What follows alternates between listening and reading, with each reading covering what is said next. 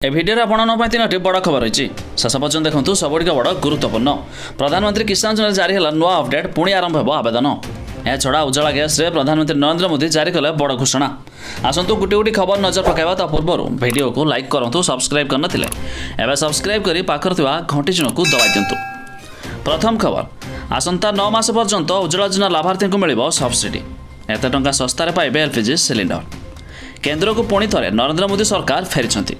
नवा सरकार फेरिबा सह यह स्पष्ट होउछि लाभार्थी को केंद्र सरकार अलग अलग योजनार लाभ मिल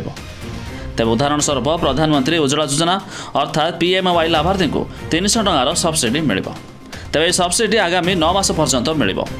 उल्लेखनीय जे देशर राजधानी दिल्ली में साधारण ग्राहकों को एलपीजी सिलिंडर 803 टंका मिलुछि से भली उज्ज्वला लाभार्थी को 300 टंका छाड़ करागले 503 टंकार सिलिंडर मिल आउ खबर नंबर 2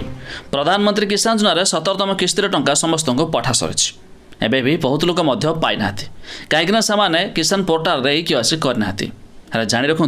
जदि आपण किसान योजना लाभ पाइबा चाहते तेज आपड़ चाहिए ऑनलाइन जुगे नूतन आवेदन करेंगे एने पोर्टाल चालू अच्छी तेज आपण पोर्टाल विजिट करने वेबसाइटर लिंक आम डिस्क्रिप्शन देचु तार पर क्लिक करके आपण न्यू रजिस्ट्रेशन करेंगे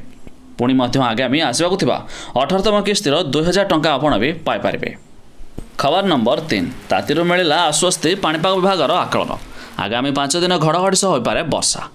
तेज तातीरू आश्वस्ति मिली गत 2 दिन हम राज्य में वर्षा सांग को कोहलापाग तातीरू आश्वस्ति आनी गत 24 घंटे बौद्धरे सर्वाधिक 10.8 सेंटीमीटर वर्षा रेकर्ड कराई से 8 सहर में प्रबल वर्षा रेकर्ड कराई